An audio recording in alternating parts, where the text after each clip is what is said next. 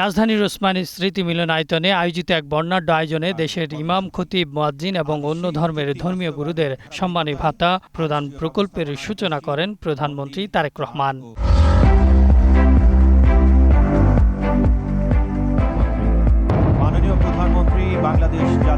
দেশের নাগরিকদের দুর্বল করে রাখা হলে রাষ্ট্র কখনো শক্তিশালী হতে পারে না। তাই দেশের নাগরিকদের রাজনৈতিক এবং অর্থনৈতিকভাবে ধীরে ধীরে শক্তিশালী করার কথা বলেন প্রধানমন্ত্রী।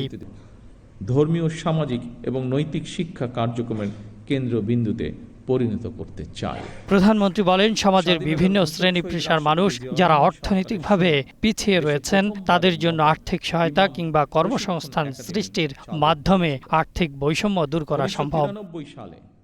ধর্মীয় বিধি বিধানের আলোকে ধর্মীয় গুরুদের শিক্ষা দীক্ষা ও অভিজ্ঞতাকে কাজে লাগিয়ে দেশ এবং জনগণের কল্যাণে কাজ করার আহ্বান জানান সরকার প্রধান।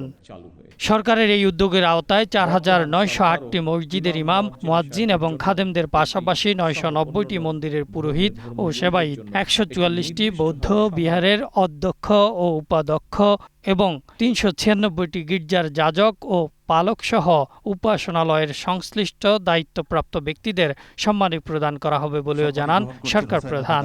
আগামী ১৬ মার্চ দিনাজপুর থেকে খাল খনন কর্মসূচি এবং ১৪ এপ্রিল থেকে কৃষক কার্ড পাইলট প্রজেক্ট চালু করার কথা জানান তারেক রহমান। এরপর আসবেন আহসান হাবিব, গ্রিন নিউজ, ঢাকা। ইমাম, উপজেলা পরিষদ, জামে মসজিদ।